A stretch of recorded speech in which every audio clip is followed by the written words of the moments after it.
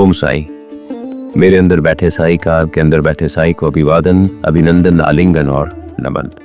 श्री साई सच्चरित्र का पहला अध्याय, बाबा के चक्की पीसने की लीला।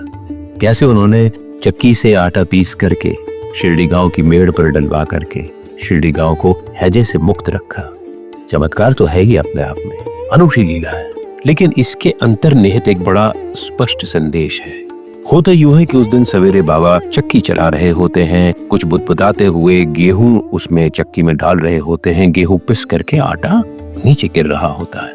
बाबा को चक्की चलाता हुआ देख करके शिरडी गांव की 4 महिलाएं शायद तरस खा करके बाबा को हटा देती हैं। बाबा हटते नहीं, लेकिन वो जोर जबरदस्ती से बाबा को हटा देती हैं और खुद चक्की चलाने लगती हैं। गेहूं पूरा हो जाता है, आटा पिस गया होता है। वो चारों महिला ये सोच करके कि बाबा का तो घर परिवार है नहीं, भिक्षाटन पे ही गुजारा करते हैं, इतने सारे आटे का करेंगे क्या। वो आटा 4 हिस्सों में बांट करके उठने को खड़ी होती है। ये देख करके बाबा का गुस्सा 7वें आसमान पर पहुंच जाता है। अपने बाप का माल समझ रखा है, कहाँ ले जा रही हो, ये कहकर वो अपशब्द देते हैं उन महिलाओं को। जी, अपशब्द जो है वो श्री साई सच्चरित्र के मूल ग्रंथ में लिखे भी हुए हैं। ये 4 महिलाएं कौन है जिनको के अपशब्द कह करके हमें उनसे पिंड छुड़ाना पड़ता है, हमें भी बहुत परेशान करती है। पहली महिला है कामिनी, उन चीजों की इच्छा करना जो हमारे पास नहीं है, किसी और के पास है, उनकी कामना करना, किसी पर बुरी नजर डालना।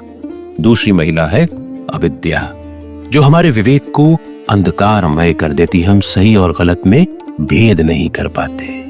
तीसरी महिला है ईर्ष्या, जब किसी के पास कुछ हो और हमारे पास नहीं हो तो हम उससे ईर्ष्या करने लगते हैं।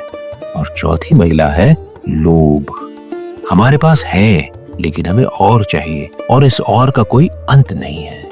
जब ये चारों महिलाएं हम पर आक्रमण करती हैं, हमारी सोच को अंधा कर देती है, हमारे विवेक को पंगु बना देती है, हम सही और गलत में भेद नहीं कर पाते, हम इतना कुछ बटोर लेना चाहते हैं जितना हमारे जीवन में जरूरत भी नहीं है, तो उन पर गुस्सा करके उन्हें अपशब्द कह करके अपने जीवन से निकालना होता है।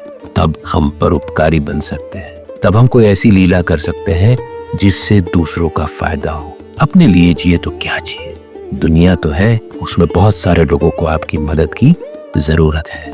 बाबा से समझिए और श्री साई सच्चरित्र को आत्मसात कीजिए। बाबा भली कर रहे हैं।